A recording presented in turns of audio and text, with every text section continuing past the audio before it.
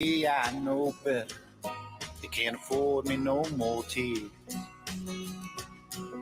They told me about the evils of drinking. I've been good with that so far. They told me about the evils of women, but I still got them scars. You're listening to WeP3 Radio on the Foxhole Radio Network. Currently playing Cell Block 24. Told me what they knew Jack about. Yoder. They didn't know about cocaine.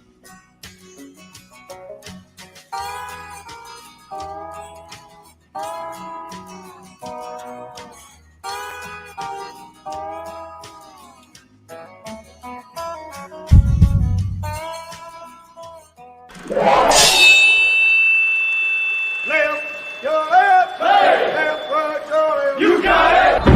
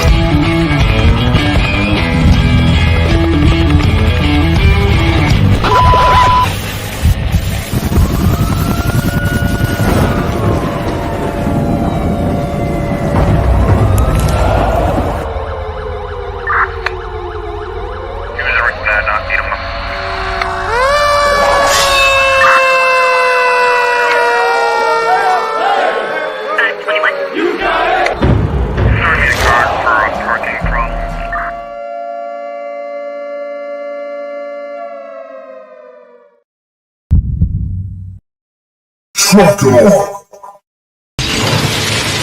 Tom Cruise, roll out.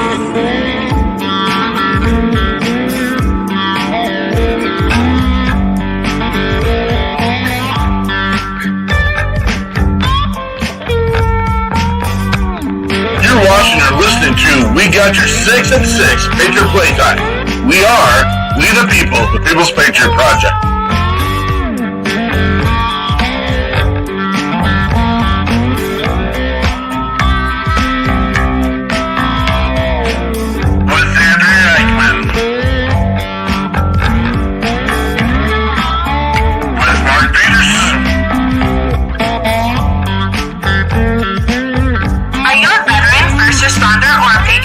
For a place to put your skill set, your thoughts, and ideas, or want to help continue the mission, you have come to the right place. We are the People's Patriot Project, and we are the shock and awe when it comes to meeting the needs of our veterans and first responders. We are dealing with a new enemy in today's world where the wounds are not always seen. We want you to be a part of this mission in saving lives and making a difference. Welcome to We Got Your 6 at 6 Patriot Playtime. Here's the WeP3 team bringing you today's best heroes hits in the boots on the ground organizations that are saving lives. And as always, Patriot Pride.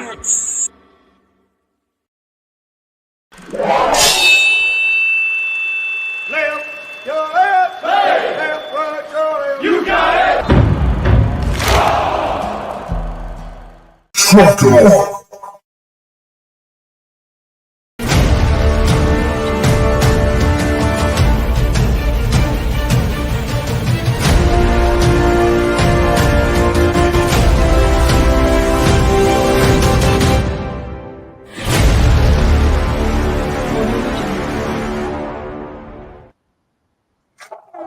Good evening.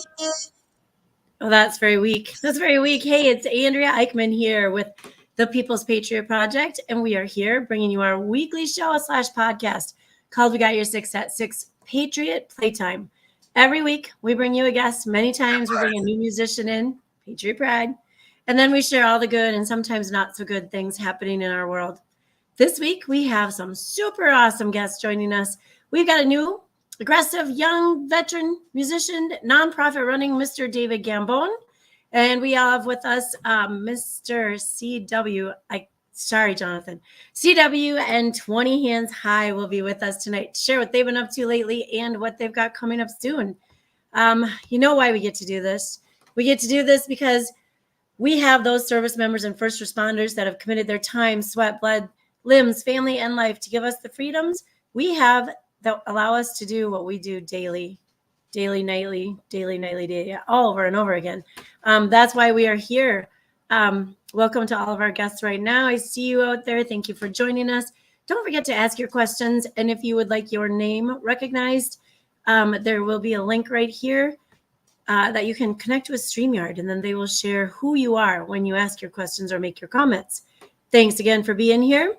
Before we get started with this week's show, I would ask that you take off your hats, stand, and cover your heart, and join us for the Pledge of Allegiance.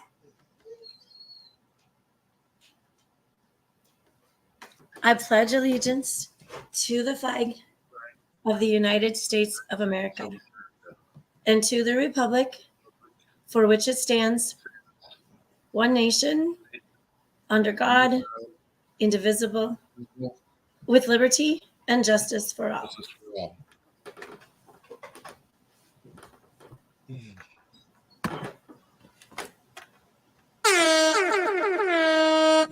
Boom, here we go. There it was. I got to tell you, that was really, really muted when you did it first thing. I don't know what was going on.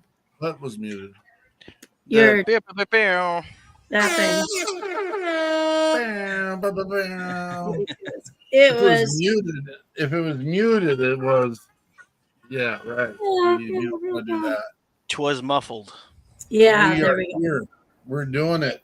No one else has absolutely anything else to be doing tonight. Everyone should be right here. We are doing what we need to be doing. You know what? There might be a smoke brisket out there somewhere for you to be, but you know what? Go grab some. Come here. Get it all mumbled. Nom, nom, nom, nom, nom. Oh, I David. devoured my plate full of wings already, so we're good. Snack time is over. You That's contributed to the great chicken wings shortage of February. Yeah.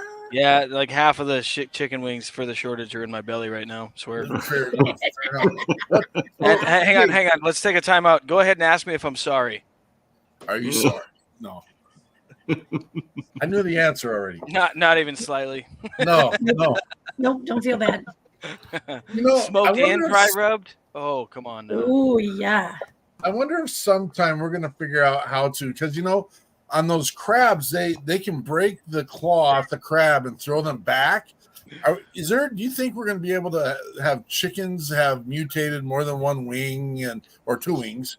And I mean, I think we need to figure that piece out and just harvest. Just start regularly. spawning them for their wings. Yeah.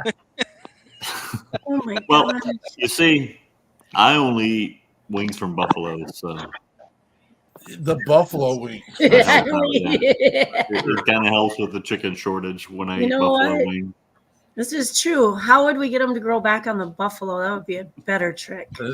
Well, maybe that's what they've already done is harvested most of those already. So. Yeah, that's And try to get them like where they do 8 to 12 wings per buffalo.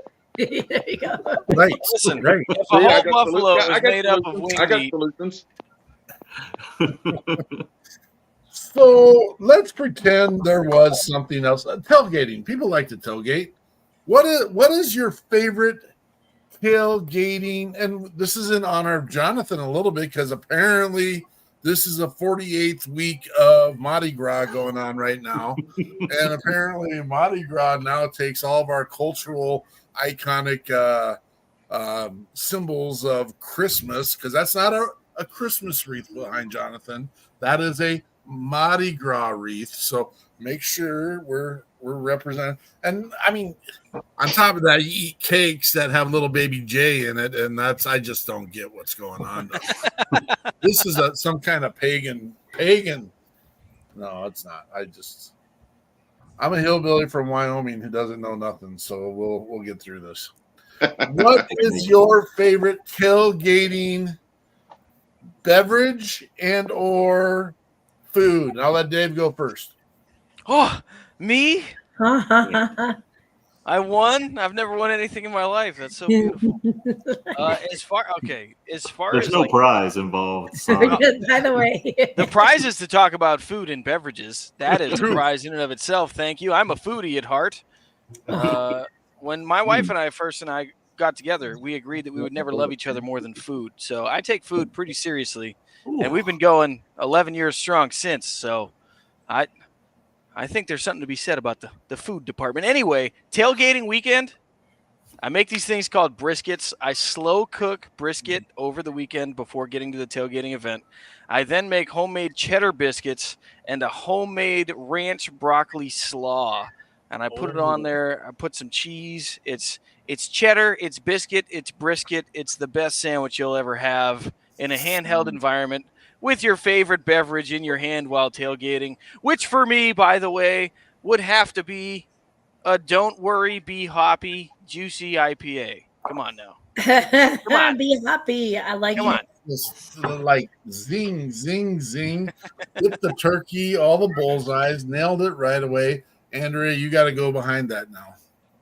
You just said turkeys, and remember my incident with the turkeys last week? That was still showed up in the news this week.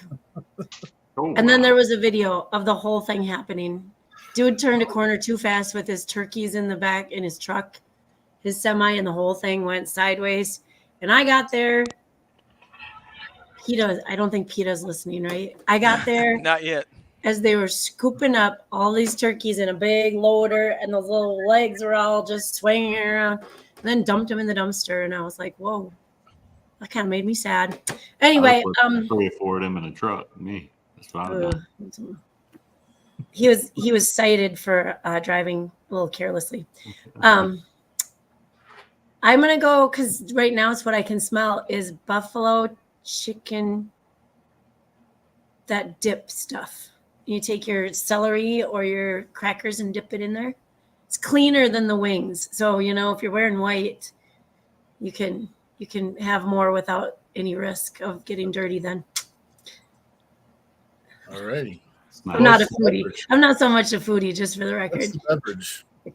Oh, my beverage? Just a nice little Glass of water. Woodford old fashioned, probably. Chianti, a nice Chianti. Oh, Some Pinky Woodford up. Reserve, I'm with Pinky it. up. Don't forget the ice.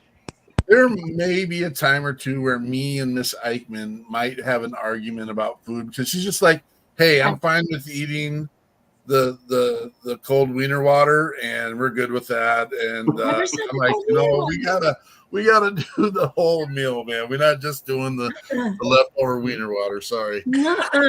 He's offended. He's offended that my favorite Saturday afternoon meal might be frozen pizza and some cereal. My favorite. And then a little wrestling on TV is all good. Oh my gosh.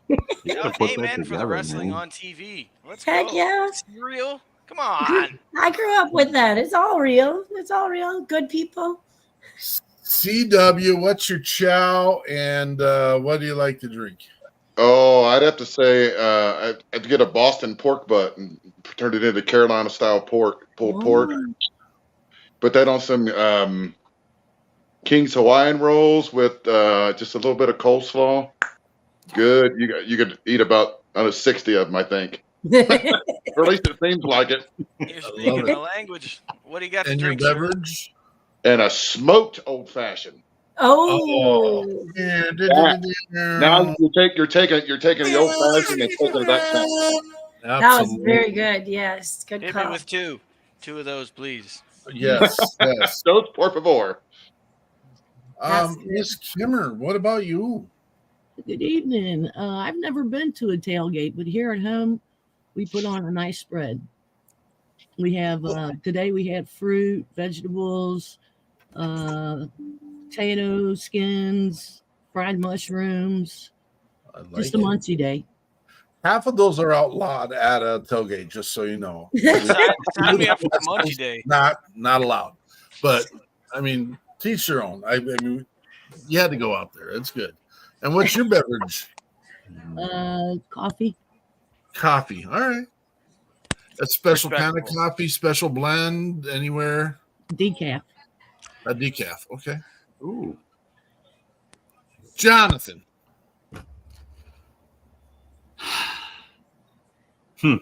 So, I make this casserole, but it's all the same ingredients as a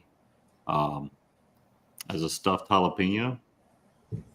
So, but it's in a so you just take spoonfuls of it, so it's way better. But Stuffed Oh, wow. jalapeno yeah, casserole. stuffed Sign me up jalapeno twice. casserole. Yeah. That's really good. And then probably some wings on the side, just because I mean wings are better with buffalo though, not chicken. Buffalo wings. I only eat buffalo wings. Only buffalo wings. No chickens Saving were the involved in the chickens one harming wing of at the a time. wings.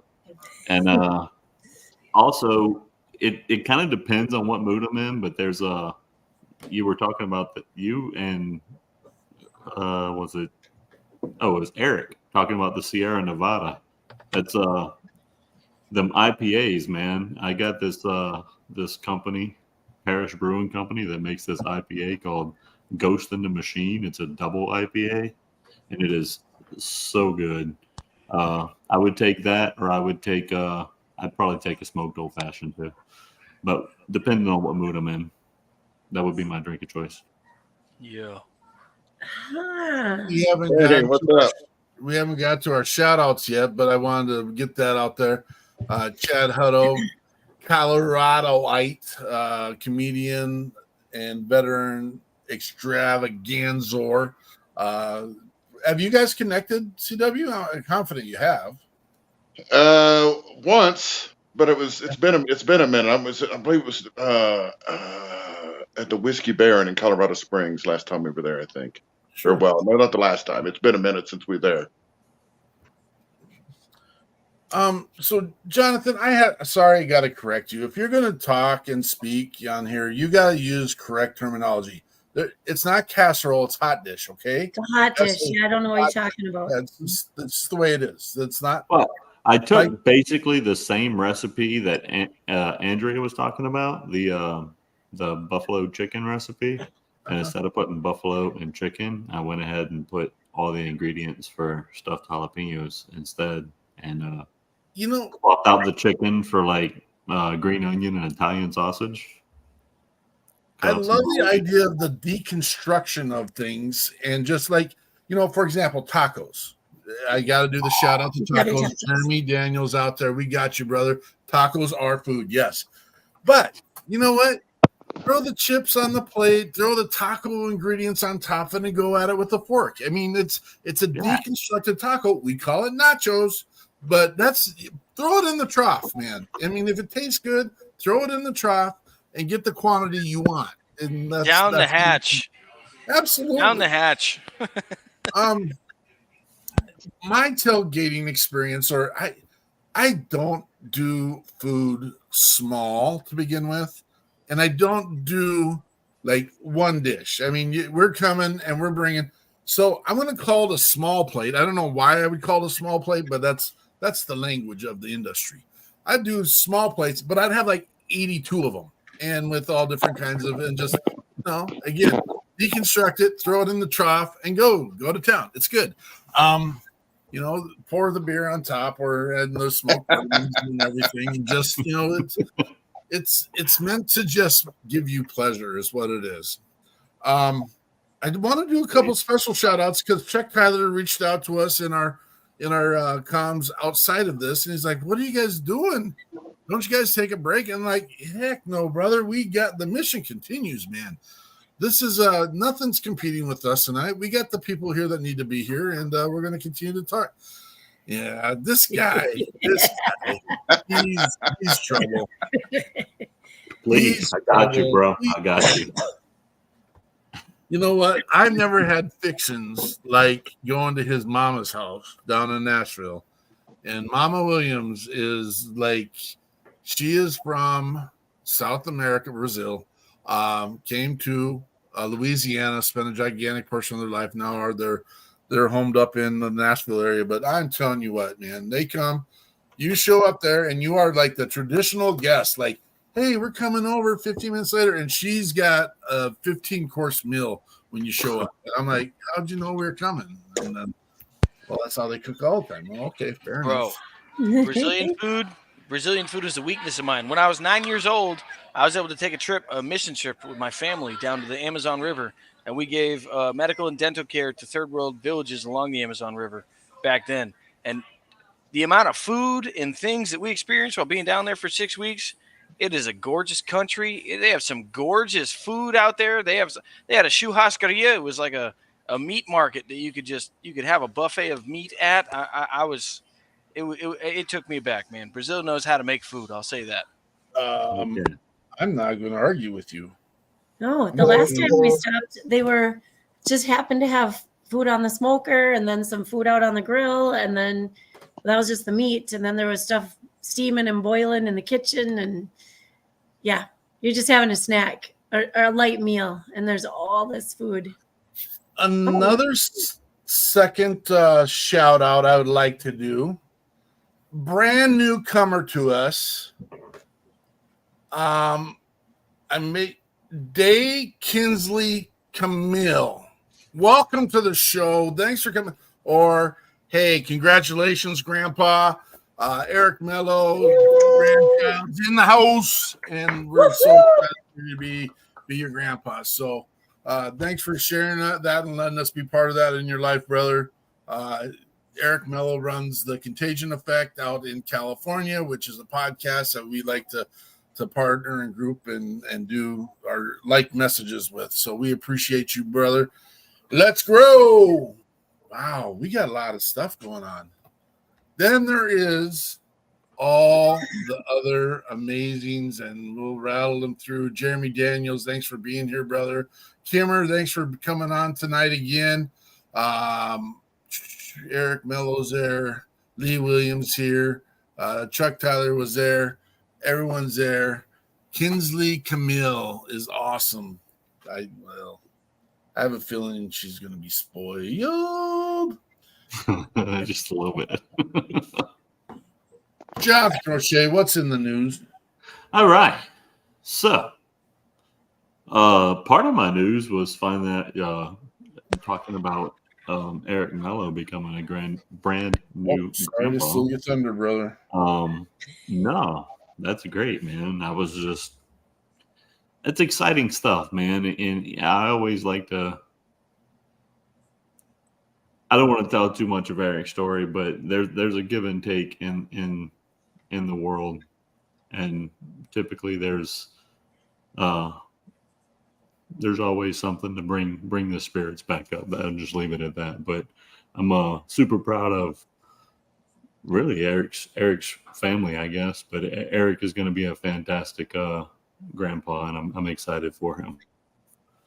But moving on into the news, the week of February 14th every year is National Salute to Veteran Patients Week. This year, that happens to be this week, the 11th through the 17th. According to the Department of Veteran Affairs, there are three main reasons for the creation of this holiday.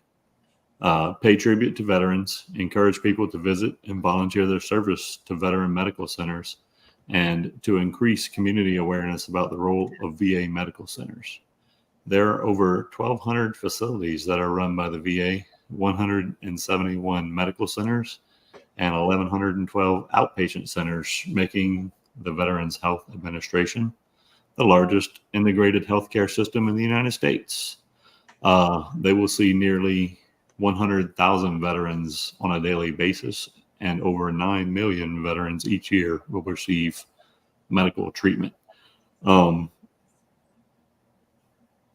They're busy, and I know it's not the favorite topic among veterans, but they have a purpose, and many people are receiving good quality care through the VA.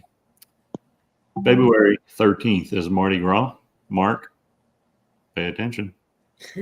Mardi Gras stretches from 12th night, which would be the last day of Christmas celebration, all the way to Ash Wednesday.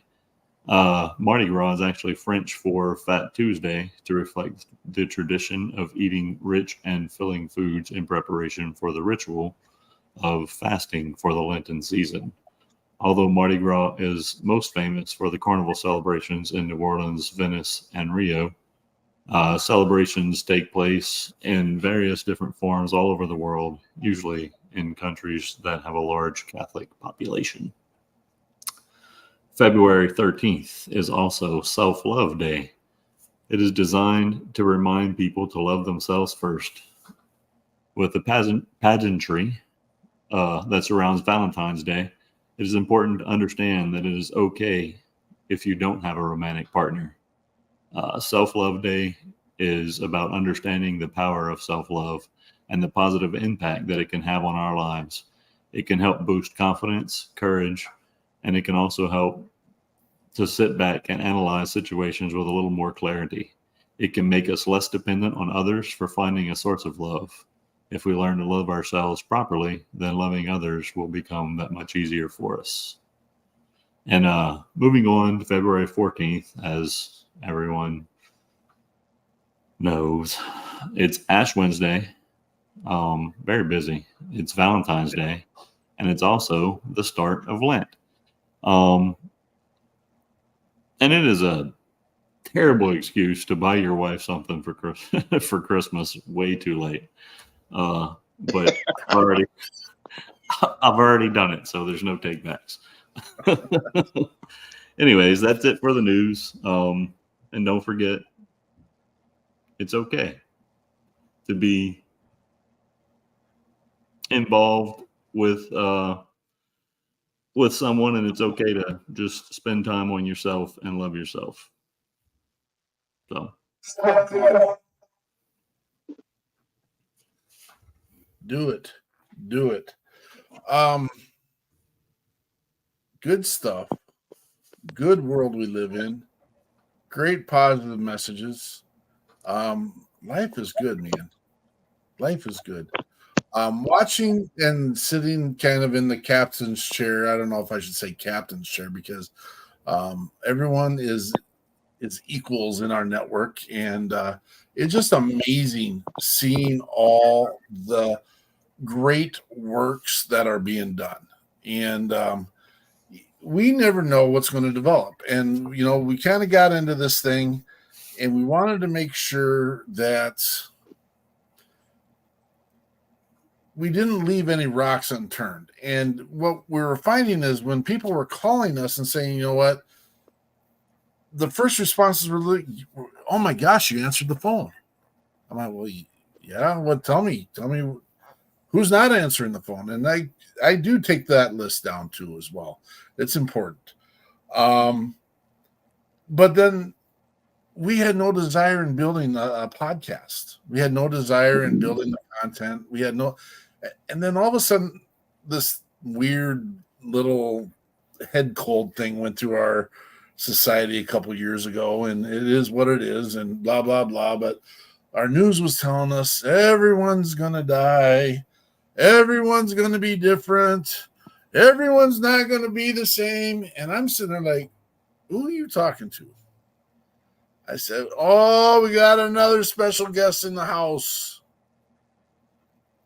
And I looked at the team back then. I'm like, we got to get ahead of this. We got to give veterans and first responders a place to share what they're dealing with. We need to have an open dialogue with me, Dave, CW, Andrea, everyone that was on here earlier. We were talking about, what needs to happen next. And it's just having the conversation. Exactly what Jonathan is saying. It's okay not to be okay, and it's okay to think about you for a minute. I'm going to tell you, I don't think it's in the makeup of those people that serve, to be honest with you. I don't think it's in your makeup, and that's okay too, because I know we're the ones running into burning buildings while the others are running out. I know we are the ones holding the hands of the people that are taking their last breaths while their children are watching or the parents are watching. I know that we're the ones that, as much as it breaks my heart, we put on our badge in the morning and we walk out into the world and allow them to be spat on, which I don't let me catch you do it, man. Don't let me catch you do it. It's They will have to arrest me. They will. I'm just going to say it. You can spit on my flag. You can kneel on my flag. You can burn my flag. But you do that to my people. You do that to my people. That's another conversation. And it won't be a conversation, to be honest with you. It'll be hands quick. Anyway, sorry. I digress. But the crazy piece is, we haven't been struggling. We've just been busy with getting content for our show now. We've got a lineup. We got a list. But everything magically falls into place for a reason. And CW reaches out to us and says, hey, I'm ready to be on. And I'm like, yeah, because we need a guest. But, I mean, we got others. I mean, but we love CW and we love what he does. And I'm like, yeah, let's just plug it. It's just the energy's good. It's right. Let's make it happen. You realize this other thing might be going on. Don't care. Whatever. Okay. And then Dave Gambone, who I don't know from Boo, all of a sudden is on our show as a viewer, and all the pieces are starting to connect. Blah blah blah blah blah blah. And this ain't gonna be the last time you see Dave on our show. But we're gonna hear more about his mission tonight.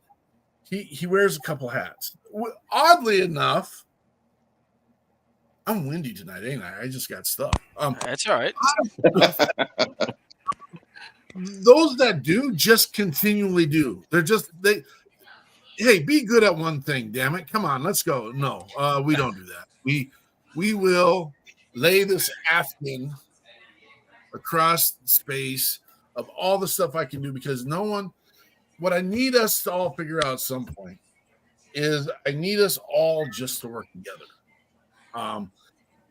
As a gigantic mass. Do you get upset when you get stung by one bee? Yeah, you slap it, you kill it, you get it, move on. What happens when the swarm comes along, man? That's shock and awe. That is boom. Here we go. All right, so I'm going to stop talking now. What? Well, now we got a special. Bungholio has joined us tonight. It's not me, I swear. That's what I would do if the swarm came. I gotta remember. I'd run. This does get cut to podcast, so the people aren't going to be able to view Jonathan pulling the shirt up over his head. So I do have to say the reference to Bungholio was Jonathan pulling the shirt over his head. I'm glad he stopped there because I wasn't sure. I know Mardi Gras going on down there. I was thinking he was looking for some beads for a second. Gets a little wild. Yeah, gets a little wild sometimes, but we're all safe here. We are all safe. Yeah. So thank you for our guests. And again, I want to share a little bit. We may not hear a lot from Miss Winter. Miss Winter, do you have a poem for us tonight, by the way? I do. What is all right. it? We will get to that poem then. I want to make sure we remember that. Miss Winter might be someone saw something weird. Oh, sorry. I muted for a second. You're good, brother. For some reason, I've got my phone plugged in, but it's chewing up my battery faster than it can even charge. Oh, I'm sorry, brother. I'm like, wow. Are we going to lose you? I'm at 21% right now. I thought surely it'll keep up. So interview him first. Yeah, well, let's do it. What have you been up to, CW? Been playing a ton of shows, promoting my song "Same Old Star" down on Texas radio, where we cracked the top 40 on one chart and we're at 52 on another. So we're getting good traction there. I got a bunch of new songs, so getting ready to go into the studio and record, get a new album out there.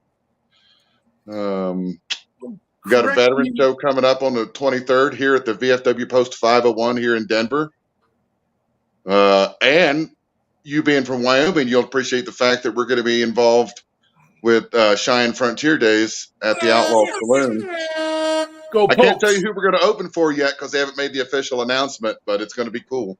It will be cool. It will be one of the coolers of the coolest of cools. But correct me if I'm wrong. Didn't you just go down to Nashville too recently and get to go to some music event down there? Yeah, we got nominated for 4 Josie Awards. for 4 different categories, and that was held at the Grand Ole Opry in Nashville in October. You know, there was over 59,000 entries, and only around 1,400 got a nomination, and that's across all genres. So you're talking country, rock, blues, gospel, all that stuff. And so we got 4 of those 1,400 nominations. And it was kind of cool. It's my first trip to go to the Grand Ole Opry was for an award show. That is amazing. And, you know, 1 year before that, 2 of us might have got to host the red carpet at that event. I don't know who we'd be talking about. If you haven't heard about the Josie Awards, it is one of the biggest, largest moving awards. So here's the deal. You're not going to see the artists that you see at the Josie Awards at the CMTs. Those, I mean, that's established. That is network battling is what that is. That is record label battling is what that is. Those guys, yes, you're going to hear your radio output type stuff, which everyone's telling me radio's dying. I know. We will talk about that later. But this is, if you want to hear some of the greatest music on earth, listen to the indie artists that go to the Josie Awards. These are the best artists in the country. It's not the glitz and glam.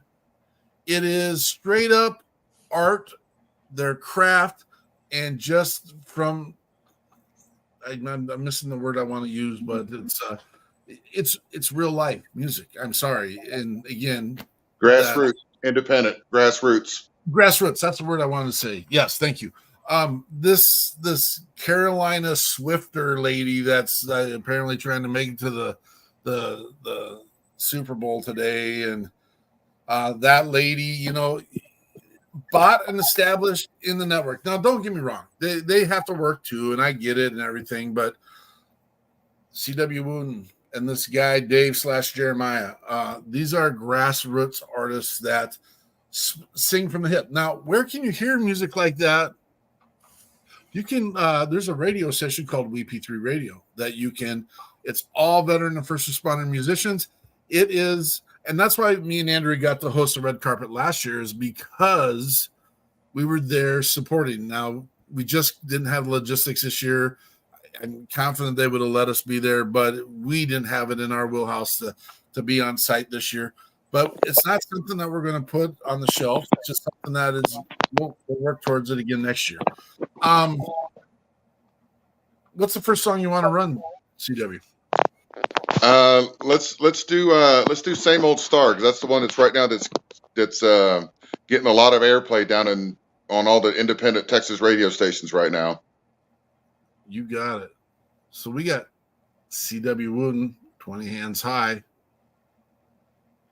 with, what's the name of your song? Same Old Star. Same Old Star. Now I'm sitting here bumbling through. I set this up, guys. There it is.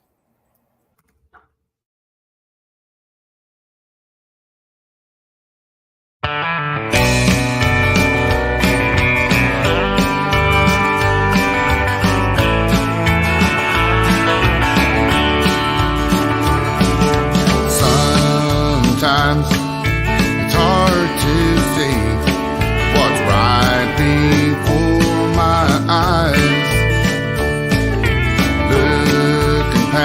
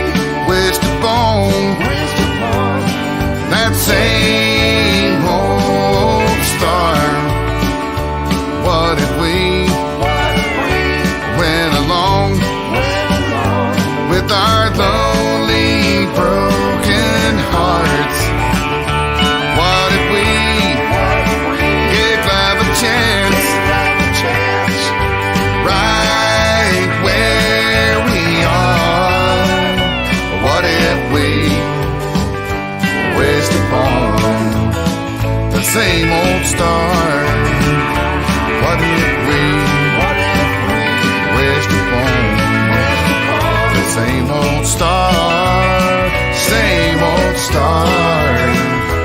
What if we wasted on the same old star?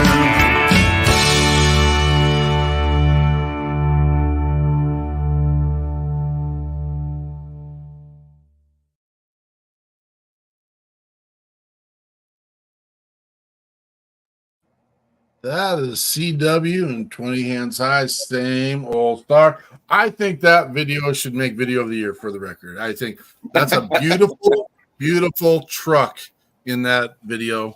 And there's no other good scenery in there. Well, that's what I was kidding people about it. I said it's a modern twist on Beauty and the Beast. I said because you got a 55 copper colored Chevy and a pretty blonde girl. Those are the beauties. I'm the Beast, and that's okay. Is there a relationship between you and that young lady? We're just friends. Just friends. Well, good for you. Good for you. She's from Wyoming too. Okay, I think actually I remember that conversation from last time. Now that I think about it, I was all of a sudden just going to say, "Well, part of Wyoming," but it doesn't matter. Sorry, Mr. Gambone. I'm not here. Sorry. Oh, you're not? Okay. Tardy. What? Where are you coming from, man? Where did you find us? How did we get here today? How did we get here today? The bourbon buddies on the Instagram led me to this particular location because I am a fan of bourbon and whiskey and corn wine. While I understand some people may not be a fan of it, I entirely am. And throughout that channel, I started getting connected with a handful of y'all, and then literally it happened while y'all were live last weekend. I really got connected with y'all, and everything just kind of started flowing from there. So I have no rhyme or reason for an answer for you, but as far as I know, we were meant to be introduced to one another. Isn't that weird? Isn't that weird? We have been completely blessed by the creation of this piece. And for the record, we don't take ownership of any part of this. This creation has been created because of the men and women who have given a part or all of their lives to serving. Some people argue this great country, but you know what? Here's the deal. I know there's hundreds and hundreds and hundreds of great communities, and that's what our men and women have protected. For sure. And if you want to fight the issue on it being a great nation, I you know what? I don't have an argument about that, but we got to start cleaning my personal backyard first, and then go next door and help pick up the dog poop of the person next door and help them. And then, you know what? Then we can start. You know what? Because this is kind of falling apart because we've neglected. We didn't take care of ourselves. That love first. That love one first, then self first. So I am all over the place tonight, but it's good. It's good. Good content. I got to get Gwen where she belongs, up there on top. Okay, so Andrea's gonna have fun with this one. Yeah, I got a call coming in. No, clip. Dave, tell us about your mission, brother. So I started the Minus 22 Foundation in 2020. I started that after 2019 because in 2019 I lost 5 people that were close to me between friends and coworkers. Of the 5 people I lost that year, 4 of them were suicides.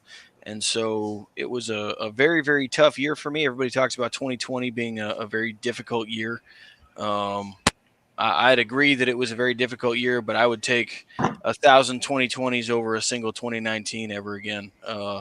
That year for me especially was just very, very hard. There was a lot of life lessons I kind of learned that year, and a lot of people that, I really wish I had reached out to more that we lost that year. And it led me to start investigating the military suicide phenomenon. And so I'm a film major. I'm using my GI Bill right now to go to Fitchburg State University and get my bachelor's degree in film and theater and marketing.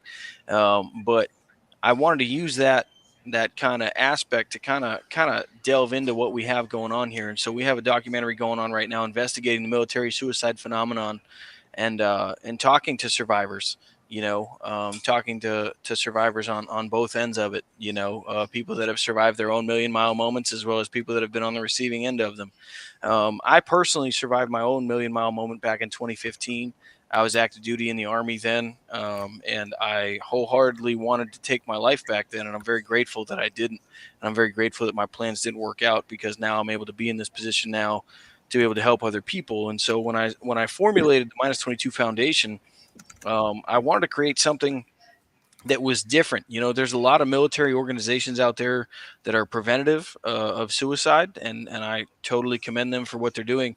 But there's not very many organizations that I've seen like us that take care of the military families after the incident. And so what we do is we take care of military families in crisis, and we sponsor them with gas and grocery gift cards to up to $500 a month, 12 months after an incident, so that on top of losing your service member, you don't have to worry about feeding your family and getting from A to B. Of the 11 friends and coworkers that I've lost to military suicide, only 4 of them did not have children. And so it really kind of painted a picture for me that this is where we needed to be, and we needed in the community. This was a need. And while I was praying about it, I felt like it was put on my heart that, hey, if not you, then who? And if not now, then when? So here we are. I love the seeing the problem and being part of a solution, because I think we stumble on so many times as people put their hands in the air and they're like, what do you do?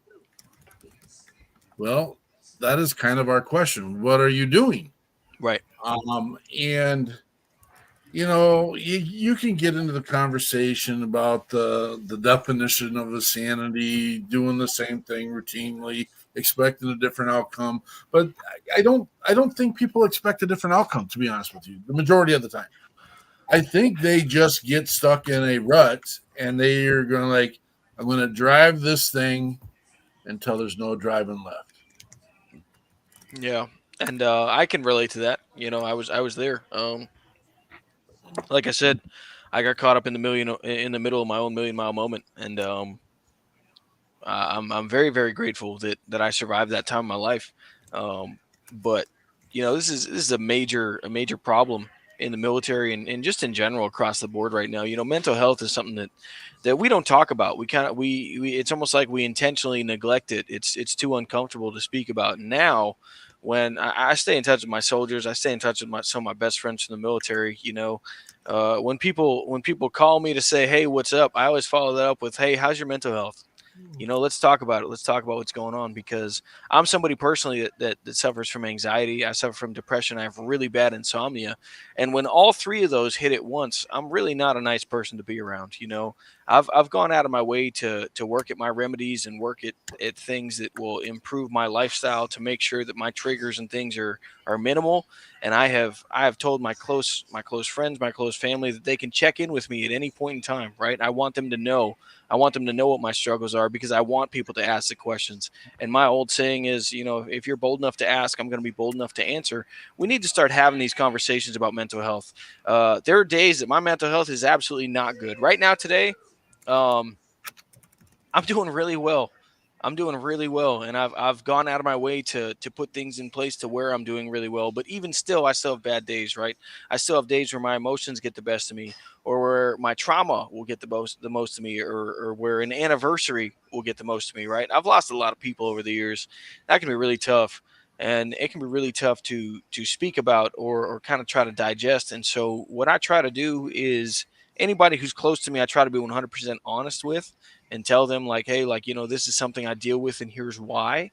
It's never, I feel like, as service members and as even first responders, because, my dad's a first responder, so I grew up with that. I feel like there's a lot of times in which we don't do ourselves any favors by not talking about the things about our day that bothered us, right? Or had anything to do with affecting our mental health at all. And so what I've done is I've actively gone out of my way to make sure I'm vocal about those things, that my inner circle can know where I'm at, so that they can know where to check in with me. And if at any point I feel like it's too much, I have people that I can wholeheartedly be 100% open and honest with. And I think that's entirely too important in our society today, and we need to do more of it. Well, and this is so normally we wait till the end of the show to have this, but this is the exact prime opportunity to do this. All of us have one of these in their hand. If you're on the podcast, listen to the podcast, I'm holding up my cellular device.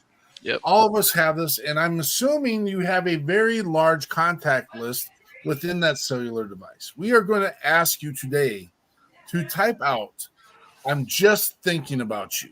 That's all I want. That's it. That's all you got to do. I am just thinking about you. It takes less than 6 seconds to type it. I want you to cut and copy, and I want you to send it to 6 different people on your contact list. If you want it to be your mom, let it be your mom. If you want it to be, your third ex-girlfriend, ex-wife, brothers-in-law, it doesn't matter. If it's your best friend and combat foxhole buddy, those are the guys we target. Okay, it's the veterans and first responders. But this is a growing issue across all boards. So that's why we're not letting anyone off the hook here. Reach out to 6. Now I'm going to challenge you one more time. I'm going to challenge you to do that difficult one, the one that's a regret, the one that you may have had a conflict with in life and you don't know how to reestablish that relationship. I want you to go ahead and reach out and reach to that one person and make it tough. Make it tough. I was just thinking about you. Let them say, what the, huh? Because it's okay. It's okay. Build that relationship. I have a couple in my life. You've heard the story. We'll move on. But reach out to the ones that you might not want to hear from you. Be a burr under that saddle a little bit. Why are you getting hold of me? What do you want from me? Well, I just wanted to let you know what? Maybe it's been too long. Sorry, not sorry. Please, please, please take this call to action serious and reach out. If you can, start your list 6 a day. We started this a year ago, and we did a monthly challenge to do 6 people a day. Gosh, can you imagine 6 people for a month? This channel right here, however many people we got listening right now. If y'all reach out to 6 people for a month, I mean, that's I'm not in that position, but that's something. I mean, if I may, I struggle. I spoke to, of the 11 people I've lost to military suicide. 3 of them I spoke to shortly before they took their own lives, and it's something that thoroughly has bothered me for a long time, right? And when it was fresh, especially in 2019, my soldier took his life shortly after I talked to him. And I told my wife this, I again, being very open about the things I struggle with. I said, it is very, very hard for me to digest this, that I wish I had said something. I wish I could have said something to intervene, to make him change his mind, to keep him here, And he was somebody I kept in touch with for about 5 years after he got out, and I stayed up on him because I felt that responsibility for him. And something my wife said to me that I focus on now, that I think everybody should hear and that everybody should really think about, is she said, yeah, you wish you could have had that back, right? You wish you could have said something to save him, but you don't know how many times you already did that. Good point. That is what I'd like us all to focus on, is that, what? Yeah, there's some that we've lost, but you never know. You never know how true you're going to be and how you're going to be able to speak into someone else's life. What are you doing? What are you doing? Kimmer? Yes. I put you on the spot last week. Let me put you on the spot this week. Okay. Just keep it going.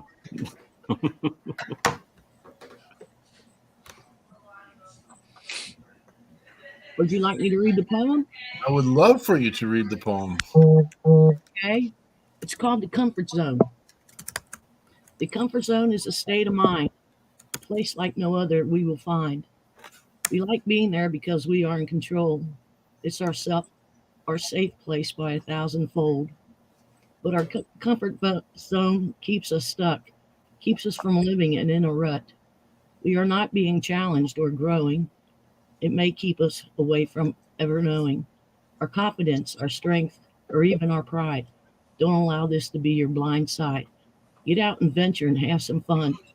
Don't stay confined without none. Socializing with others, now that's a plus. So, what if we have to make a couple of little adjusts?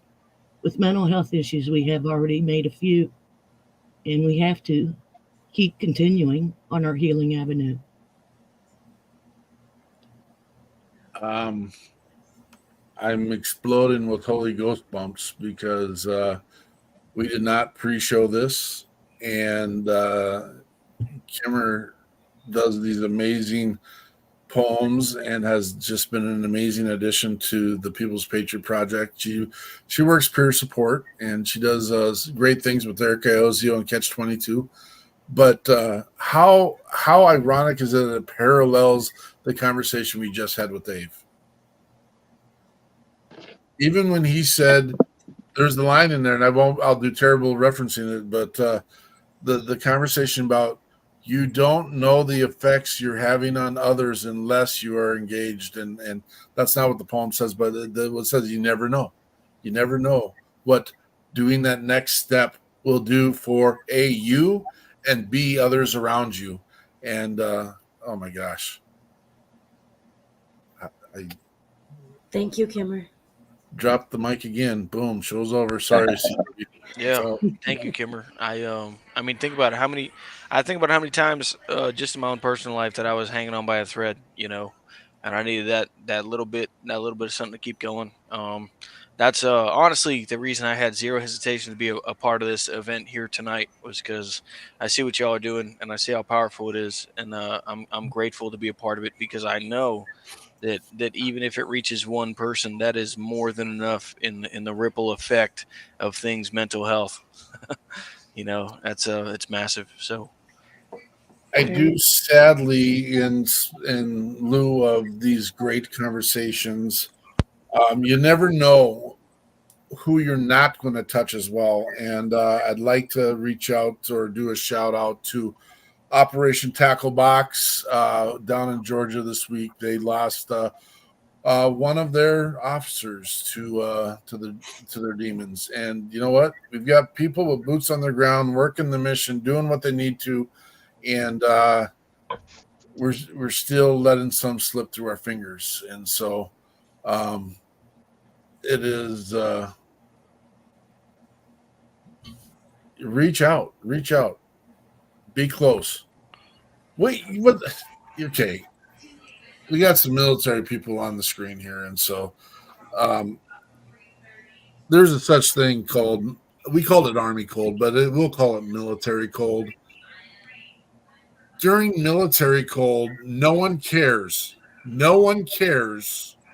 how close you get to your brothers and sisters, because you may be in the back of a deuce and a half, you may be in the back of a Humvee, but you will beg for the warmth coming from these other bodies. And it's not gay, it's not relational, it's Yep. not It's love. not hurting, it's not violating, it is trying to keep your butt warm. Why can't we figure that piece out in a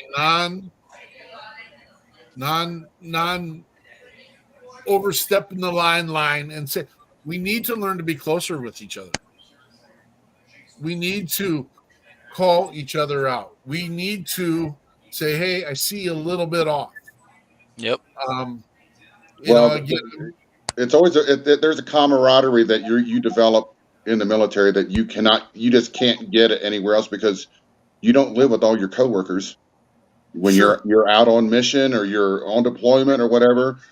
You're living with your coworkers. You see them every day, and you're not going to get that, because at the end of the day, people work a 9 to 5. They go home at the end of the day and they don't care about you or anything else. They go home to their family, and so that camaraderie is probably the one thing that you miss, and maybe you don't realize it.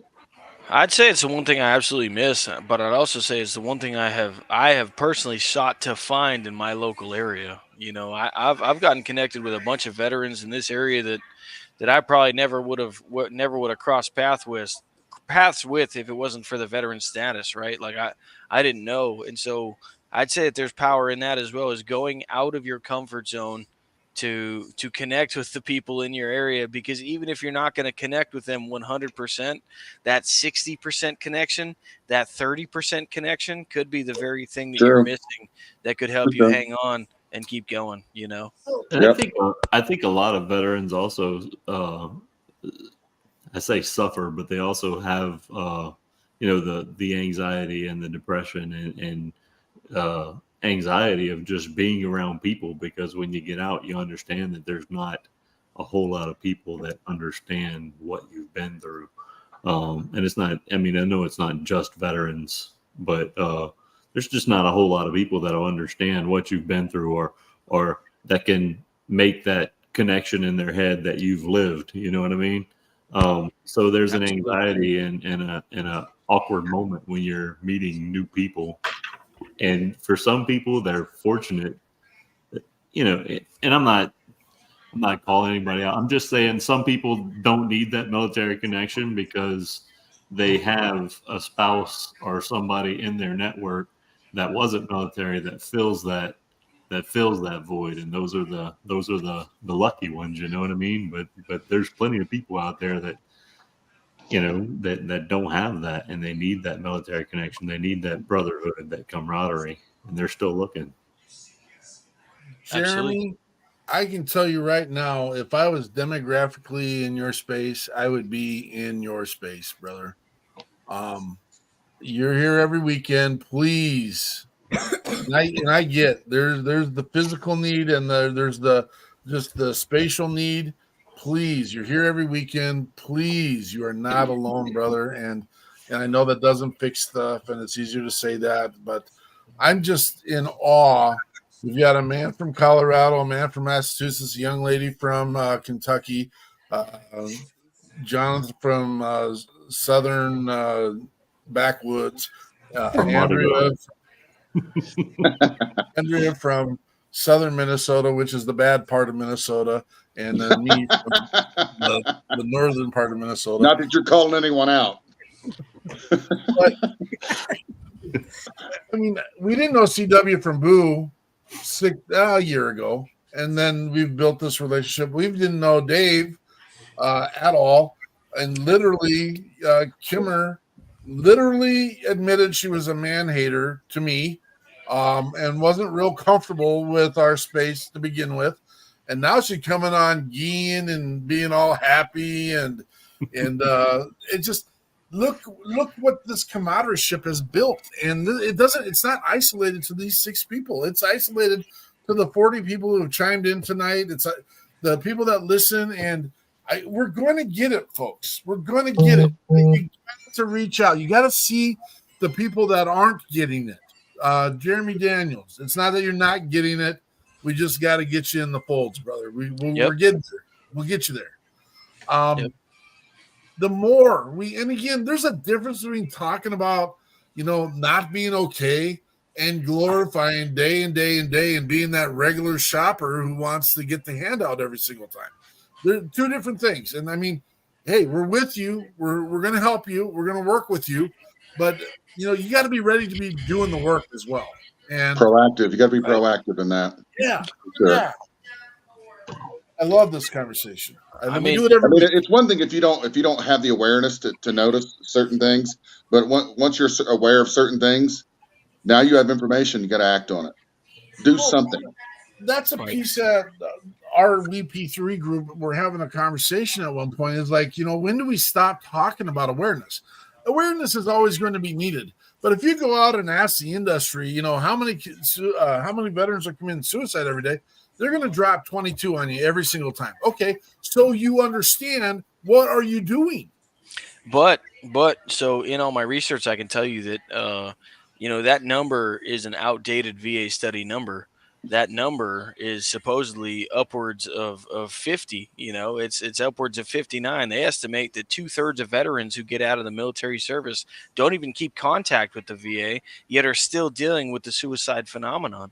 And so you're talking about 60 people per day that are taking their lives every 70. day in this country. 70. It's close, and it's insane. You look at, and unfortunately, the Vietnam veterans have the worst, statistically, the worst numbers out of any one of us who have served, because they came home to not very nice parades, not very nice, really anything, No, accolade nothing anything that nice. they had done there. Yeah, and I think mental health is absolutely massive in this country, and it's something that we need to take hold of. But at the same time, we need to make sure that the treatments and the things that are going to be serving veterans after the fact are readily available.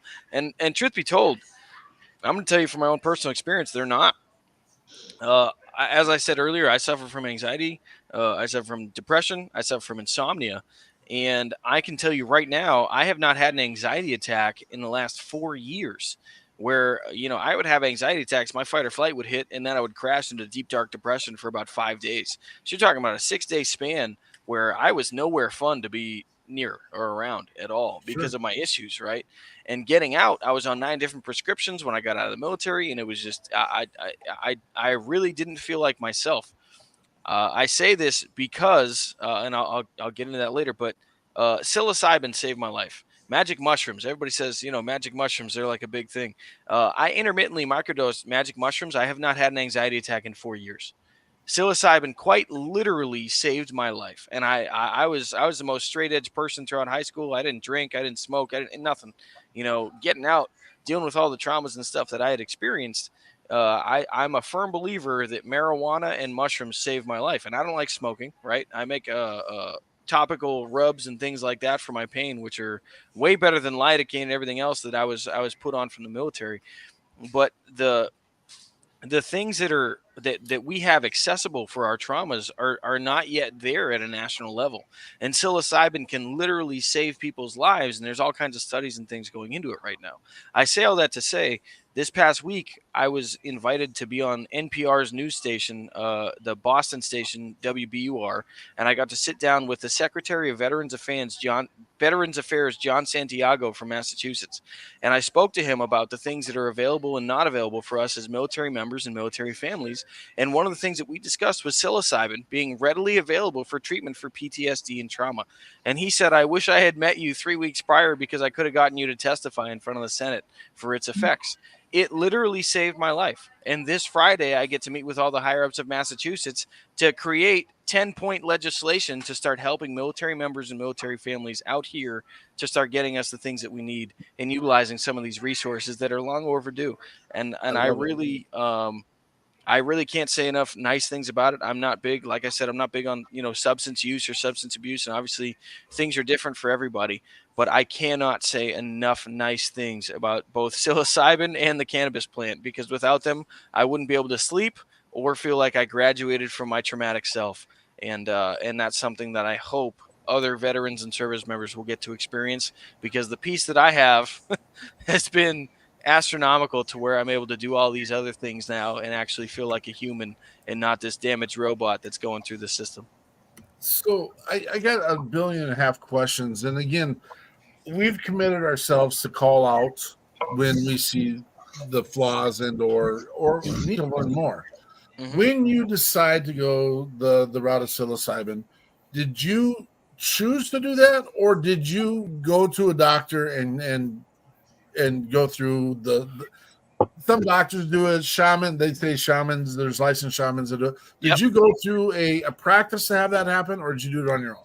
I did not. So I did it on my own, and that's I don't I don't condone my lifestyle to everybody else's. I think there's 1,000 ways to skin a cat. Everybody can do whatever they see fit, right? I was a big hater. I was a big hater of both marijuana and psilocybin. I did not I didn't really see the point in dealing with either one of those things, but when I got out, there were some things that I didn't deal with. There's some things in the last 3 years that I have been dealing with that now I can be vocal about.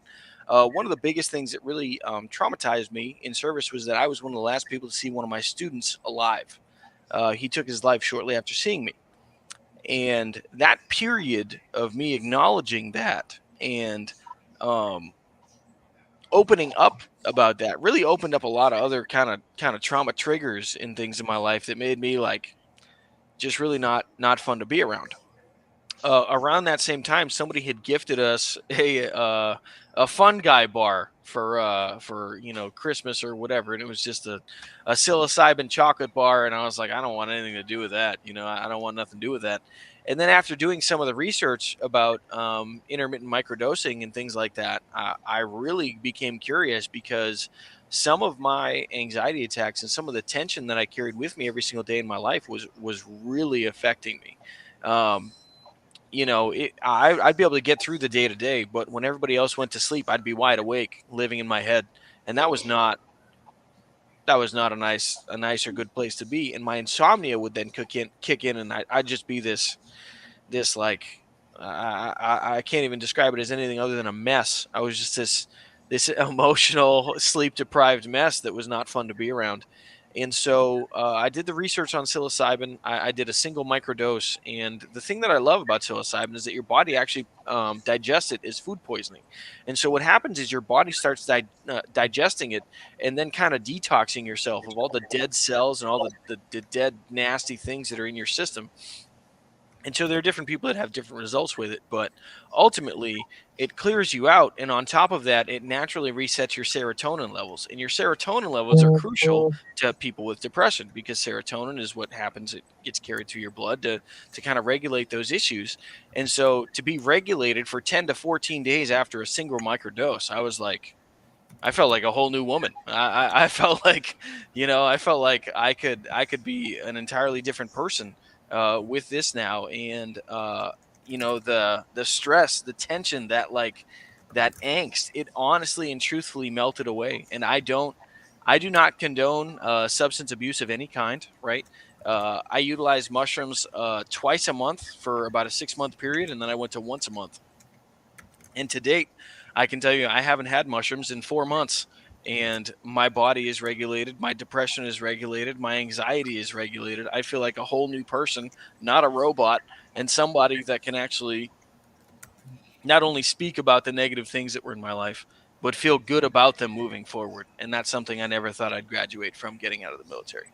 This is a really important conversation, and again, doesn't follow our notes the way we're supposed to do it, and the way that's okay.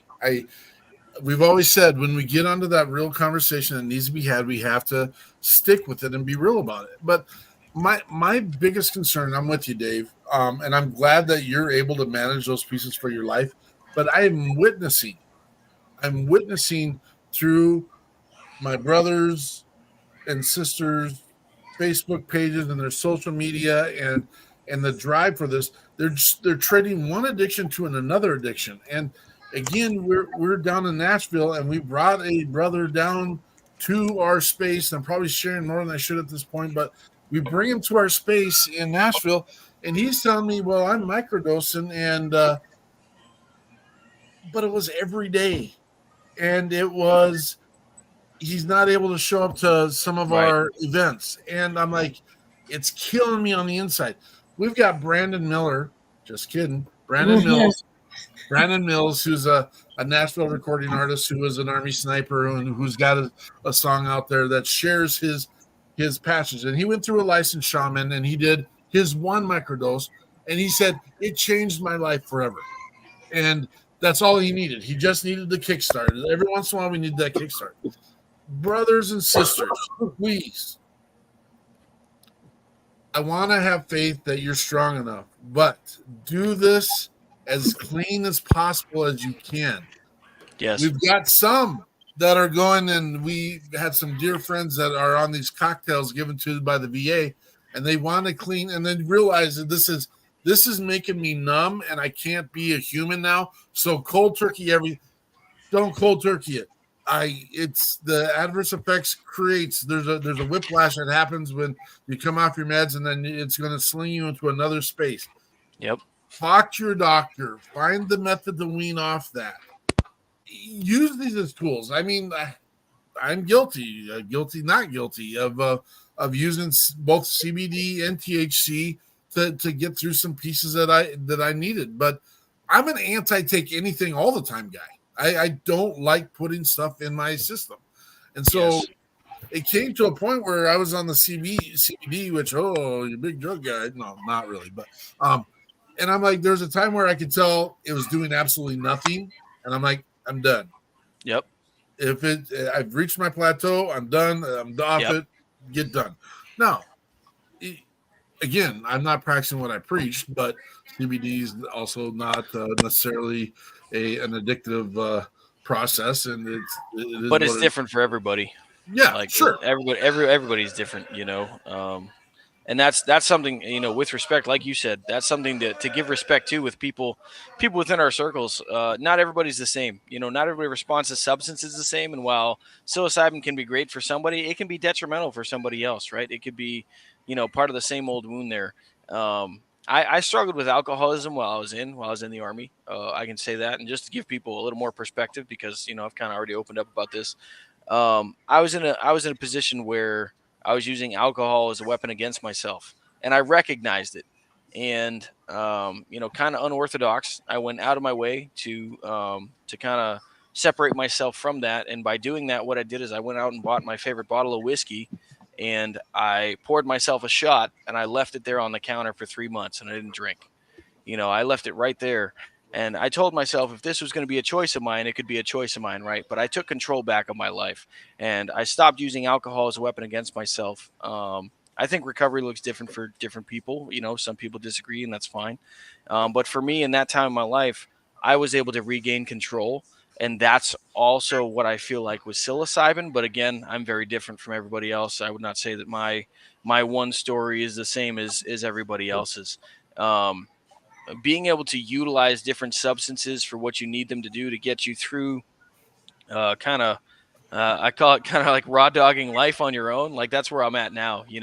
I get to sit back and enjoy life for what it is. And I don't have any of these substance filters anymore. I can sit back and I can actually enjoy this ride for what it is. And I'm not struggling with the anxiety. I do still struggle with the depression aspect, but not nearly as intensely as I used to. And I think that it's important talking about the different strengths and ultimately weaknesses of different people, because when it comes to substances, that's a slippery slope. And that's never something that I would encourage anybody to deal with on their own, regardless of what the substance may be. So I'm very different. I'd like people to know that. I never want to come off as fake or I think I know more than I do. Just speaking from my own experience, substances absolutely can take hold of your life if you let them. I am very, very blessed and grateful for where I'm at now in my life to not be consumed by those same substances. What a great conversation. Buddy checks. If that's a route you want to go, utilize us, utilize other peers. If it seems like I don't think anyone that struggles with addiction is going to say, I'm struggling with this, because that's not how addiction works. You're comfortable, back to our comfort, back to our poem. You're comfortable. You got to make a change. Don't stack the things against you that are going to make you be a better version of you tomorrow. We'll figure those pieces out. It's good. CW. Yes, sir. We forced you to go to your computer, didn't we? No, I got another charging cord. It's working better. Oh, fair enough. It's charging now. Like it should. I'm like, why is it? It shouldn't keep up with it at the very least. But I got it sorted out. You've been all over the world. You've been sharing your craft. Tell me about the highlight of your last year.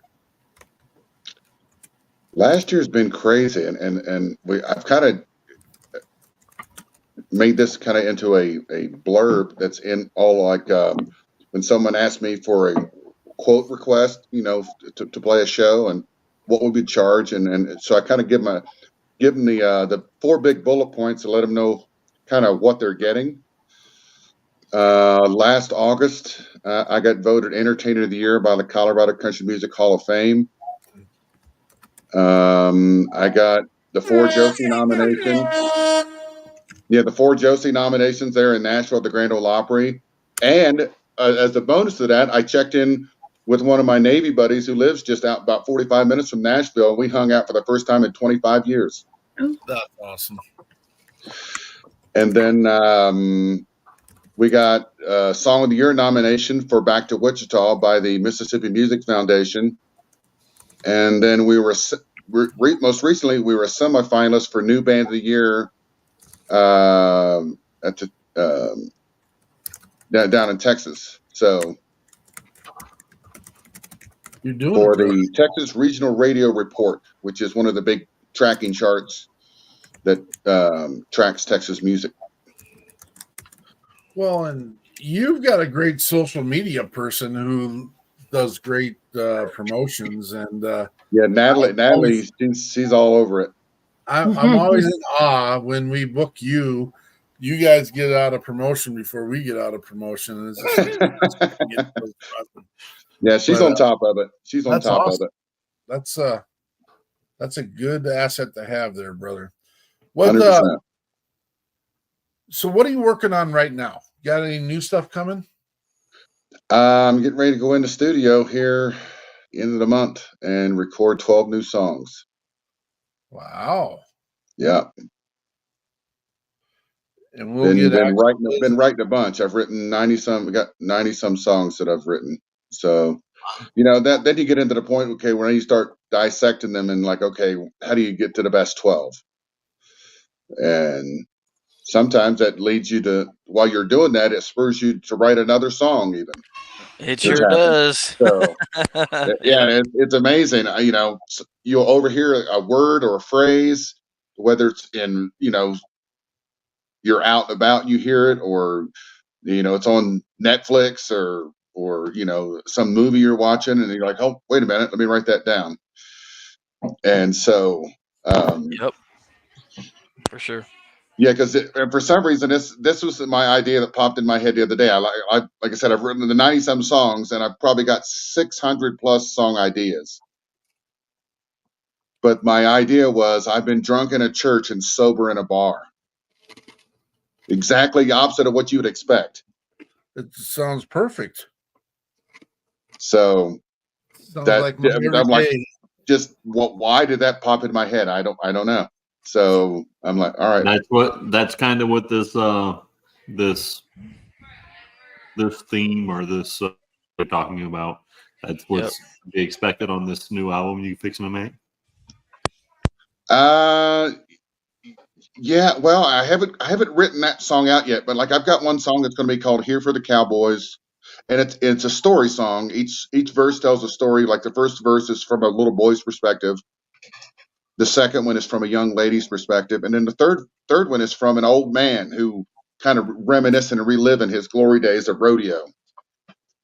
There's another one that's going to be a fun song. It's called Country Queens. It's Country Queens and they're painted on jeans. Love it. driving all the guys crazy, that kind of thing. And I got one called Drunk Stories because everyone's got that deal where, like, hey, remember that time? Like, shut up, stop talking about that. They never let you live it down. So, some of us have a few more of those than others, and that's okay. but yeah, and then some. You got to throw in a couple sappy love songs and stuff like that. So I'm excited to get started on it. And I've got a patriotic song. Matter of fact, someone asked me, "Do you have a patriotic song?" I'm like, "Hold please." I got back to him 30 minutes later. I said, "I do now." Let's go. And it's called "Under This Flag." Hey-o. I just don't know if I'm going to be able to sing it live or not because it's pretty emotional. Those are the best ones to sing live. We'll see if I can pull it off live. I believe in you. That is and I'm totally going off the reservation here, so I apologize. But no, all good. If you get the chance to watch Toby Keith's last performance of "Don't Let the Old Man In," oh yeah, he can't hold it together to get that song out, and but he was giving us a message, and for sure. So sometimes those when certain things are imminent, because he probably knew more than he was letting on. He didn't let out too much. Sure. But I thought he was over that. I was shocked. I thought he was recovering, so that was pretty devastating. I just heard he was going back on tour. Right. Yeah. But it turns out that was his decision, because he decided, hey, you know what? Like, if I'm going to go out, this is how I want to do it. And I got nothing but the utmost respect for him doing that. Well, he's done a ton of everything going USO on. tour shows. I mean, he 100%. did more than I don't know anybody who did more for USOs, troops overseas than Toby Keith. Yeah, and he agreed. was an unapologetic patriot. And if you didn't like it, well, you know exactly what body part you could kiss.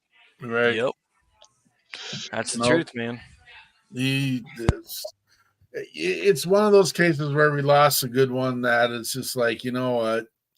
He made an impact. And there's a lot that we lose that we want to lift up to the high end. It's just like, what'd they do? And again, I get it.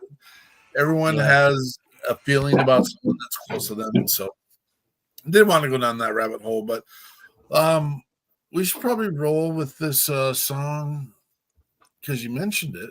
You got nominated for an award with it. Yep. This, Back to Wichita. Any It's thoughts? up for Song of the Year about the Mississippi Music Foundation. Any build up to it?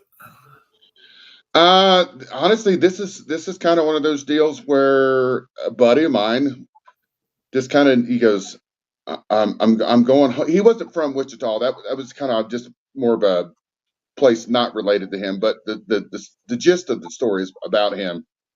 He's like, man, I just need to go home and have a kind of a mental reset. Awesome.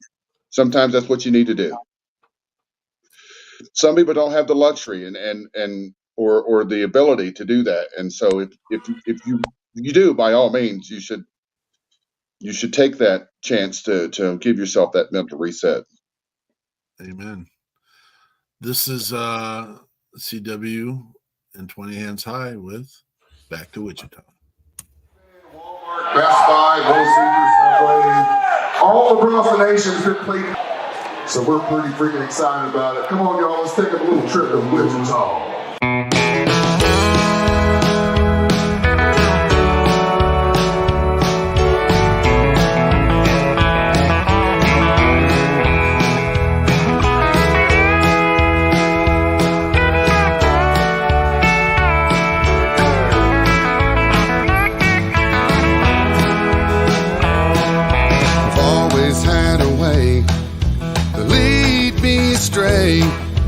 Made me think it was my plan.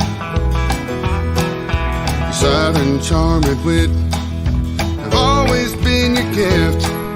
The downfall of many a good man. But there you go again, off with my best friend, acting like you done lost your mind. Well, I ain't about to stay with you treating me this way. So love is not really blind. Oh, the whiskey gets me before you do. I can't let my heart fall. I'll be throwing down my second round, and I'm headed back to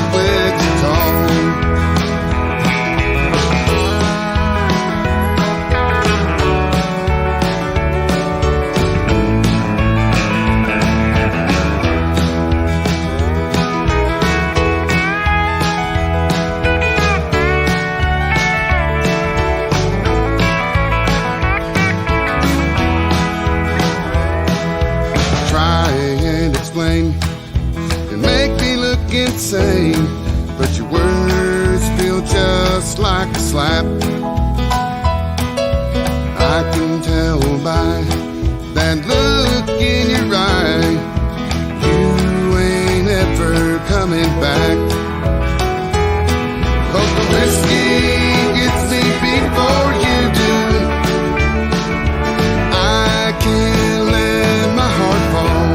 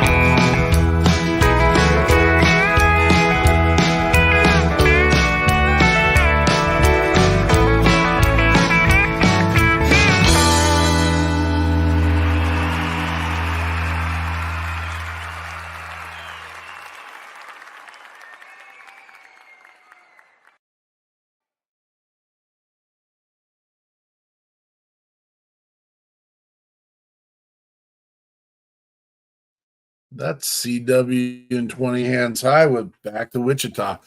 I catch something every time I watch your stuff. And first of all, great produced music, great sound. Your bassist likes to get into it, doesn't she? She's a trip for sure. And the thing is, this is her first country band she's ever been in. She's a blues musician, and so she understands the pocket and staying right in it. She gets into it. I was just like, wow. It's fun doing it when the people are doing it are enjoying it with you. Oh, if you're not enjoying it, get off stage. Yeah. And then figure it out so that you can enjoy it, then get back on stage. Wow. So awesome. We enjoy it every time you come on, and I appreciate you having me. Always. You've got a regular spot here all the time. Miss Gwinner, you said you had another poem for us. Yes, I do. It's called Life is Better Than Being Dead. We are not the demons we silently battle, even though at times it may feel like it, especially when it feels like they have completely taken us over. We forget that we have battle buddies that can help us. We may be friends, virtual groups, even professionals, but we are never alone. People are up 24/7 that can help us make it through the night. Next morning, get up and face the day even better, being proud of ourselves for getting up out of bed, because life is much better than being dead.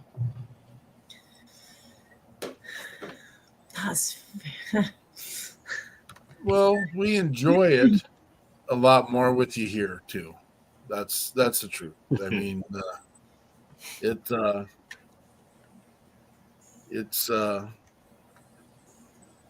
I always get sad for myself, which it's not about me, clearly. I always get sad for myself when I don't get to hang out with the people I want to hang out with, And so, that's me. What is next for CW and 20 Hands High? We're looking at some Texas tour dates. So we're actually, instead of just being on the radio in Texas, we're actually going to play some places in Texas. We got some festivals coming up. We're going back to Iowa in the end of August. I'm sorry. We'll be in Cheyenne. We got Parker Days Festival that's down here. We got some summer concert series we're doing. And since the last time we spoke, we've added a pedal steel player who used to play for Charlie Pride. Oh wow! Yeah, this dude is Nashville good, and so he joined us, and he's been having a ball ever since. So it's nice to actually, have that kind of musicianship on stage, because between him and the lead guitar player, when they kind of get, sometimes we just let it turn it into a little jam session on a song. We'll let him run an extended version just because, the crowd, the dance floor is full and they're still dancing.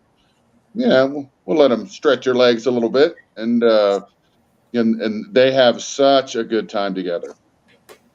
Andrew wants to know where in Iowa. What is the name of the town? It's called the Offshore Resort. Offshore Resort and Hotel. It's right on the Mississippi River. Davenport. What is it? Is it Davenport? No, it's in between Davenport and Dubuque, I believe. Oh my gosh, here it gives me everything about the resort and not the name of the town. Hang on a second. Let me see if I can look real quick. Okay. Hang on. Let me pop this down here and do a quick search. Bellevue. Bellevue. That's. There we go. You know where that is, Eichmann? I do. Are we going? I think we can go there. That's not very far. I have to go to Iowa. They've got a great hotel. They got RV camp spots, and they got a really cool water park.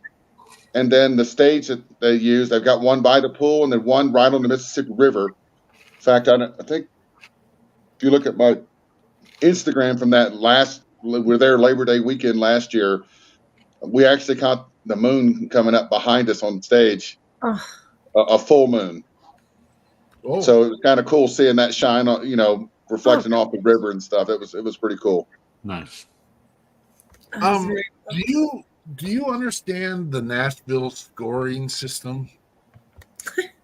The Nashville number system? Yes. Yeah, where you're talking about one, like you refer to the chord by their number notation. Yeah. If it's a 1-4-5, it's a 1-4-5 chord. Now you just what key? Oh, it's in D. So Andrea and I were 1-4-5 is D G A. That's Andrea and I were summoned this last year down to Nashville. Buddy Hyatt, who I'm name dropping now. Buddy Hyatt had us come down. Those who don't know Buddy Hyatt, he played for Toto for 1 year. But that's his. But we got to go to Hilltop Recording, and these guys are punching out songs every 20 minutes. I mean, they don't need more than 2 takes. Yeah, they got 6 Grammy-winning artists in the studio, and they just roll songs, and it's just like, oh my gosh, I've never seen anything like this in my life, and it's just fun. What? Gabriel Wren's talking about eating again. He's got soup is on, he said, or something like that. Yeah, the Taylor Bowl's on.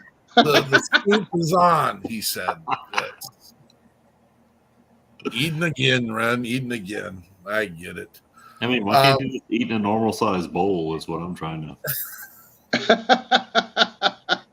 Why has it got to be a super? bowl? I don't know, but it's the same size. That stadium is the same size as it was last week. That is a misnomer. We are absolutely blessed. I knew when the content came up and there were times to talk, and we don't know if David is going to make it back with us or not. He's got some technical things going on right now, but we don't blame him for that. We stick to the subject when it needs to be talked about, and we're here to help and be part of everyone. It is a good time to slip into our closing for the evening. Let people get on to their soup for the night or whatever and do that thing. And we do have a couple announcements, though. How do you want to handle the announcements? Is that part of our closing, or is that as far as there might be an event coming up we need to talk about? Oh yeah, we actually have one at the VFW Post 501 here in Denver. Okay. We're doing a veterans tribute concert, and we're casting the net far and wide. We got Parker Days Festival. That'll be in June. At the end of July, Cheyenne Frontier Days at the Outlaw Saloon. I found them. Those are good. Yeah, we've got a bunch of stuff coming up, and for some reason we're on somebody's wedding list somewhere, because I get at least 2 or 3 requests a week for a wedding. Now, granted, some of them are really trying to be ahead of the game, and they're trying to get their ducks in a row for a 2025 wedding. I'm like, that's okay.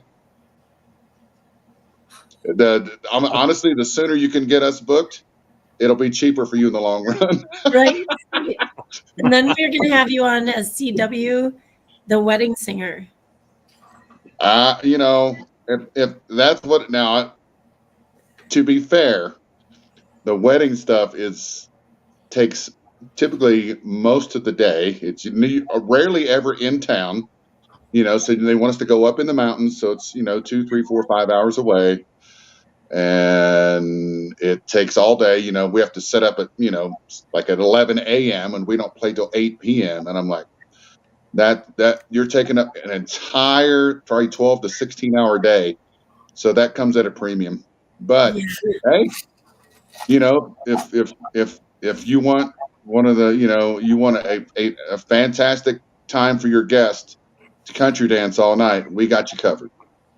Well, you got to behave for those 8 hours too. It's not like you exactly. You got to pace yourself. Yeah. Squeeze in a nap if you can. Yeah. That's what I'm about. I'm about that nap stuff. What Yeah, do we got? we got some cool stuff coming up. Who's That's going to lead the awesome. charge on the EP3? Jonathan should lead. Jonathan's the lead. We got that. We got that thing to put up as well. Yeah, we got a thing. All right. Yes. So we got the Shock and Awe Fest coming up March 23rd. We partnered with Nichols State University here in Thibodaux. We're going to be set up at the library on campus. We got a nice open field there. We're going to have live music with veteran musicians, cornhole tournament confirmed. We're going to have Cajun food cook-off. There's going to be a ruck march leading into the event with led by veterans from the Nichols Student Veteran Organization. It's going to be busy. It's going to be fun. There's going to be a lot of great food, a lot of great music, and there's some activities being set up currently for the kids. There'll even be a few vendors if you want to get a little maybe Easter shopping done. There'll be a few vendors out there, and we'll have you get to put on your favorite pair of shrimp boots because you probably got 2 of them, and you get to come down here and decorate 1 pair and enter into the shrimp boot decorating contest.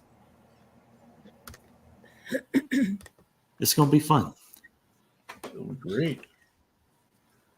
It's a lot. We've been busy, man. We've been really busy down here. We got I'd be remiss talking about this event if I didn't mention the great team that we had helping get it all together. And hopefully one day soon we'll get them all on here and have a quick conversation or a long conversation and let y'all meet them all. But lots of great people getting involved and wanting to be a part of this, and it's been fun. Outstanding. Actually getting kind of excited. Actually getting pretty excited for that. Not gonna lie. That's it's gonna happen. Do you got a pair of shrimp boots, CW? I don't. I got a bunch of cowboy boots and no shrimping boots. Yeah. I'm not quite. It's not too much shrimping going on in Colorado. There's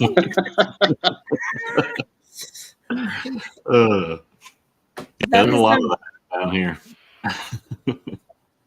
Did Forrest Gump wear a pair of those? Could I get a replica pair? Well, he had those big old hip waders he was wearing. Yeah. That's not it. But he, in all honesty, he wasn't really from South Louisiana either, you know. Well, this is true. This is true. So he's from Greenbow, Alabama. Yeah, I bet Bubba had some on though. Bubba was from the South. Yep, Bayou La Battery. Yep. I have to go back and watch. It's one of my favorite movies. That's why I know all that. I know most of the dialogue. You are on it. All I know is Jenny. I love you, Jenny. That's it. It's what happens when one of your boys comes home with a girlfriend named Jenny. Then you got to play the.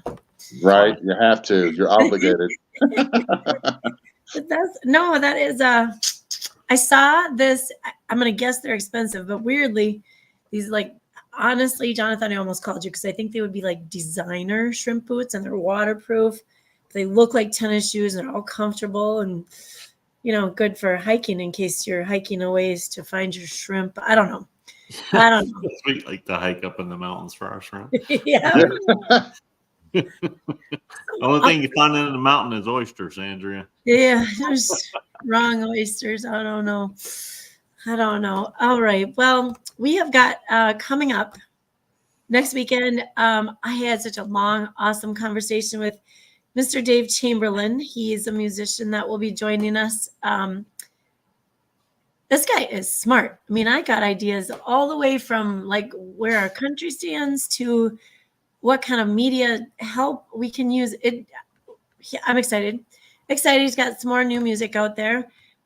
He's been on before. So it'll be good to see him again. And then we have Brad LaField. And then is it Bravo Peterson? Bravo, I think it's Bravo brother.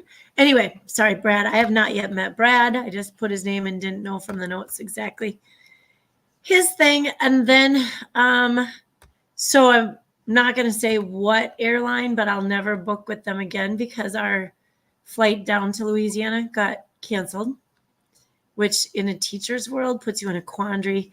Not because you can't rebook, but if your nonprofit is going to cover your tickets and you went cheap in the first place, I don't want to fight with them to get my money back and book somewhere else. So we're coming Wednesday, but really we're not because we're spending a night in Orlando in the airport, I guess. It's pretty exciting. Anyway, so I'll probably advance on Brick Breaker a lot while I'm sitting there overnight. It's my go-to. Can't sleep. Anyway, that's tough. You know how expensive airport Bloody Marys are? That it's ridiculous. Yeah. Well, it's going to be too late and too early for those. You have to take out a second mortgage or something in order to afford it. I'm going to apply for one of them new big old credit card thingies that gives you money back. Right. Then the more we drink, the more we get back. Woohoo! Truth. Oh boy. That's what we like to call girl math. Shopping math. Total shopping math. I know it works for a minute. No, that's what I got. We've got some cool things working around up here in Minnesota. We met with Wilk and we did a little planning. Wilkerson. Yeah, Do You Rate the Hate? Man, this guy's got a story. If you should check him out, check out Do You Rate the Hate. He was actually in the Wall Street Journal and the U.S. News and Newsweek. He's talked to some people, but I just want to say the message is, can you just sit down at the table? Come to the table, sit on opposite sides if you need to, but just listen. You got to listen to each other and things will be better. Which kind of ties into our message, for Got Your Six is you have to listen first. Don't talk. Let them talk. Listen to the strong ones. I just saw a new ad that came out, and it was two guys at football, but not Americana football, like the rest of the world knows it. Big fans. The one guy's just talk, and the other guy just always looked sad, and he just didn't want to talk, and he didn't. And then you get to one day, the one that talked, the outgoing, the one making friends, the one chitter chatter nonstop, enjoying the games, the one that didn't come to the game that day. So you completely read that wrong looking from the outside. So you got to listen, pay attention, look, just be watching for the signs if you think there's a little concern, and stay close. Stay close on that. I think that might have been my closing. So if you want to use me to start the closing round, that'll be my. Yeah. That'll be my 2 cents. You're next, brother. I think we started off the night with life is a little bit of give and take. It all seems to work itself out. Sometimes you just gotta hang on. Hang on through the bad. As rough as it is, man, just find something that you can hold on that keeps you afloat, and just hold on as tight as you can, whatever it is, and eventually the storm lets up a little bit and you can relax. I was going to say, there's a song about that. Every storm runs out of rain. Oh, I haven't heard that song in a long time. Yeah, it's a great song. Yeah. So just be ready for the take, but there is a give at the end of it. You just got to hang on there. Miss Gwinner. Yeah, I like to keep along the lines of suicide prevention if at all possible. People, if you're feeling alone, you're feeling sad more often than not, please reach out and get some help. You know, you can always find somebody online. We P3 is here for you. Veterans for Life is here for you. I'm here for you. You can find somebody 24/7 to help you if it's just to listen to. But please reach out. We can't read your mind. Mr. Wooten. I want to show you. Hang on a second. Let me get it out of my wallet here. Something that a young man gave to me at a show. And I told him, I said, no matter when you come back to a show, let's see if I can scoot back a little bit here. He gave this to me at a show because it was important to him. He wanted to share this with me. And I told him, you ever come back and you tell me when and where you gave me this? And I don't know if can you see that $2 bill? Yeah. You notice there's a stain right there on that side? Yes. What do you think that is? I'm afraid to say. It's what you think it is. It was something. Anyway. He had this thing the entire time he was in Afghanistan. Oh. And so he said, I want you to have it. I said, well, I'll tell you what, I'll hold on to it. I'll always have it with me. And if you ever come to another one of my shows and tell me you want your $2 bill back, I will reach into my wallet and give it to you right away. It'll be right there. And so if something as something like that is going to give you hope, or it provides you some kind of sentimental thing to look forward to, then that's probably one of the grandest gestures you could make. 100%. That's pretty cool. Connections, right? It's about making connections. Always. Yeah, always. Whether you're connecting through music, through events, there's 100 avenues where you could make that connection. Whether it's one-on-one, in a group, through common interests, you can find someone who can relate to you. Someone's out there who's probably feeling the same way, or who has felt the same way at some point in time. And so don't be afraid to go look for them. Be proactive. Yeah. But also, by the same token, if someone is trying to reach out to you, kind of you need to open yourself up a little bit and let them in. Well, and again, weigh that too. In my opinion, if you don't have the skill set and or the strength to carry that load, reach out to someone, bring a buddy with you. Absolutely. Yeah, you don't feel like you have to solve a situation all by yourself, or even not even necessarily solve it, handle it, deal with it. Maybe we all know somebody. We all know somebody, so call somebody until you find the right person. Check us out tomorrow, 4:30. I think Andrew might be running it solo tomorrow. It's gonna be me. I'm gonna talk. Wow, okay. The WP3 weekly. There we go. They get it right. There we go. I have to remember the camera's always opposite weird of what I wanted to do. It's always weird, but well, yeah. When you're using the selfie camera, you're like, oh, wait a minute, it's going to be the opposite of what I need to see. Okay.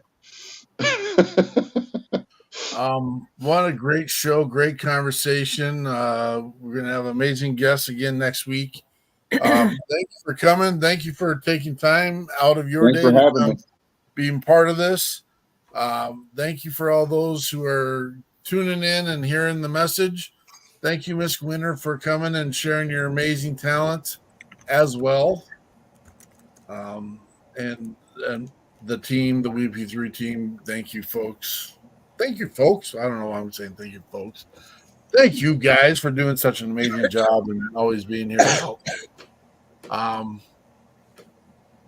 Remember, you might be the beacon of hope and opportunity for someone else. Someone's always watching. Thanks for being here. Patriot Pride. Patriot Pride.